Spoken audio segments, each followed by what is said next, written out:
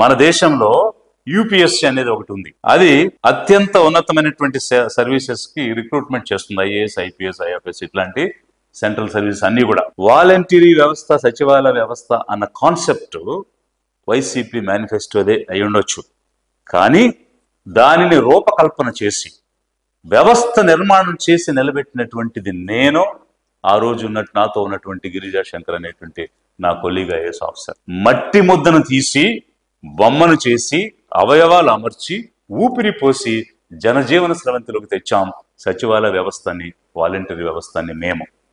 అలాంటిది ఒక పారదర్శకతతో ఒక యూపీఎస్సీ చేసే రిక్రూట్మెంట్ సంవత్సర కాలం తీసుకుని 1500 నుంచి 2000 ఉద్యోగాలు ఇస్తుంది. అయితే 2 నెలల కాలంలో 60 రోజుల్లో అత్యంత పారదర్శకతతో చిన్న పొరపాటు కూడా లేకుండా 1,31,000 పర్మనెంట్ జాబ్స్ రిక్రూట్ చేశాం.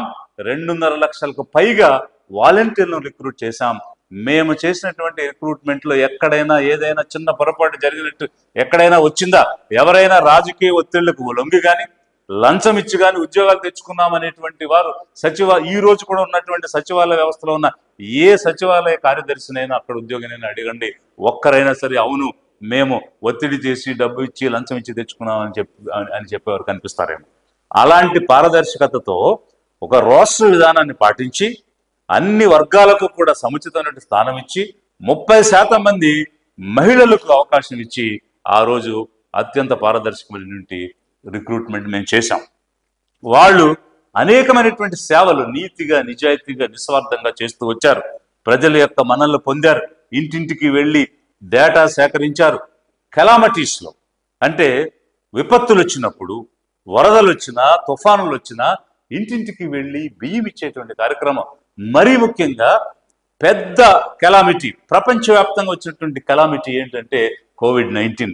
ఆ సమయంలో ఇంటి నుంచి ఎవరో బయటకు రానటువంటి సమయంలో, ఒకరినొకరు పలకరించుకోలేని సమయంలో, ఇంట్లో మనిషి చచ్చిపోతే దహన సంస్కారాలు కూడా వెళ్ళడానికి వెనుకాడినటువంటి సమయంలో వాలంటీర్లు వెళ్ళి ఇంటింటికి తిరిగి కావలసినటువంటివి సమకూర్చి వ్యాక్సినేషన్ చేసి మందులు ఇచ్చి ఇంజక్షన్లు చేయించినటువంటి పరిస్థితి ఈ వ్యవస్థ ద్వారా జరిగితే ప్రతి ఒక్కరు కూడా దాన్ని అభినందించారు.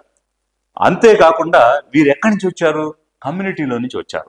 అంటే ఏ కమ్యూనిటీస్ అయితే ప్రభుత్వం సేవలు అందించాలో ఆ కమ్యూనిటీ నుంచి రావడం వల్ల మా ప్రజలకు మేము సేవ చేసే అవకాశం దొరికింది, స్వచ్ఛందంగా సేవ చేసే అవకాశం దొరికింది అని ఎంతో ఉత్సాహంగా పనిచేశారు.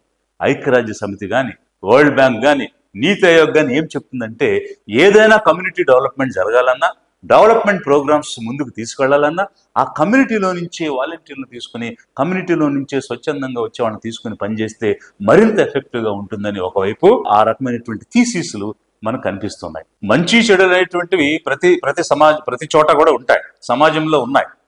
ఒకవేళ ఎవరైనా పర్టికులర్ వాలంటీర్ పొరపాటు చేశాడంటే, లేదా రూల్స్ అతిక్రమించాడంటే, లేదు రాజకీయంగా వెళుతున్నాడు, బంధుప్రీతి చూపిస్తున్నాడంటే చర్యలు తీసుకోవచ్చు. మనం డిసిప్లినరీ యాక్షన్ తీసుకునేటువంటి పద్ధతి ఉంది, దాని ప్రకారంగా చేయొచ్చు.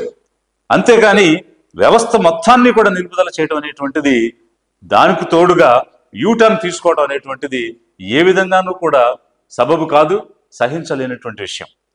మరి చంద్రబాబు గారికి ఇలాంటి యూటర్న్ తీసుకునే నైజం ఉంది, ఇచ్చినటువంటి హామీలు నెరవేర్చడు అనేటువంటి అపవాదు ఉంది. గతంలో ఎన్టీ రామారావు గారు పూర్తి మద్యపాన నిషేధం చేస్తే వీరొచ్చి ఆ మద్యపాన నిషేధాన్ని ఎత్తేశారు. సో ఇప్పుడు వాలంటరీ వ్యవస్థను ఉంచుతామని చెప్పి ఇప్పుడు ప్రభుత్వంలోకి వచ్చి ఆ వ్యవస్థను నిలుపుదల చేశారు.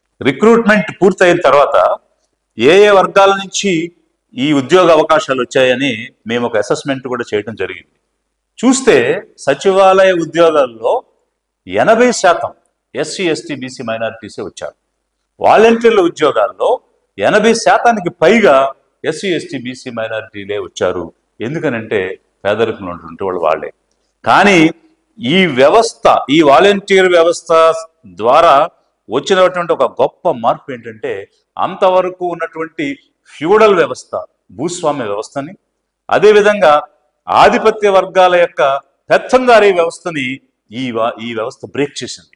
ఎందుకనంటే ఏ పనున్నా, ఏ సమస్య ఉన్నా నేరుగా సర్వీసెస్ పొందడం అనేటువంటిది ఒక బూర్జువా దగ్గరికి, ఒక భూస్వామి దగ్గరికి వెళ్ళి వాళ్ళు చెప్పులు విడిచి అయ్యా బాబు మాకు ఈ సమస్య ఉందని అడుక్కునేటువంటి పరిస్థితి కాకుండా ఇంటికి వచ్చి నీకే సమస్య ఉంది, నీకే పథకం రాలేదు అని అడిగేటువంటి విధానంలో ఒక పారాడైమ్ షిఫ్ట్ అనేటువంటిది కలిగింది.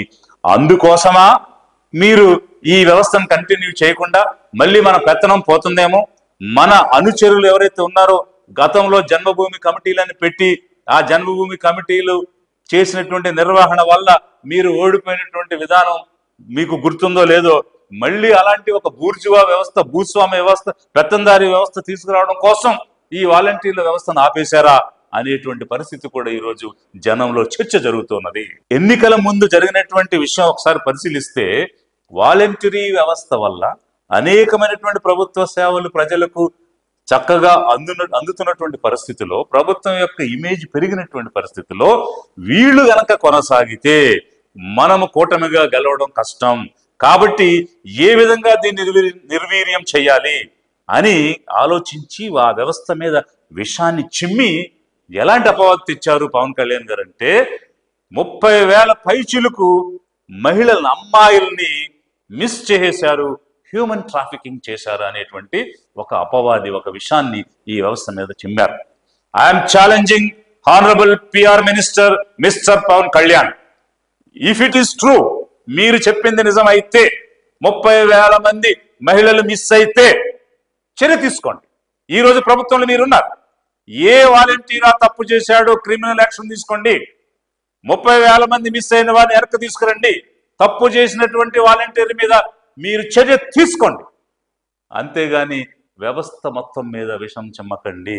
మీరు కేవలం ఒక కుతంత్రంతో ఈ వాలంటీర్ల వ్యవస్థ ఉంటే గెలవలేమని వాళ్ళని డైవర్ట్ చేసి మానసికంగా వాళ్ళని మరొక వైపు తిప్పి 10,000 ఇస్తామని చెప్పి ఆశ చూపించి పబ్బం గడుపుకుని ఏరు దాటాక తెప్ప తగలేసినట్టుగా వాళ్ళని వాడుకుని ఈరోజు ఆ వ్యవస్థను నిలుపుదల చేశారు.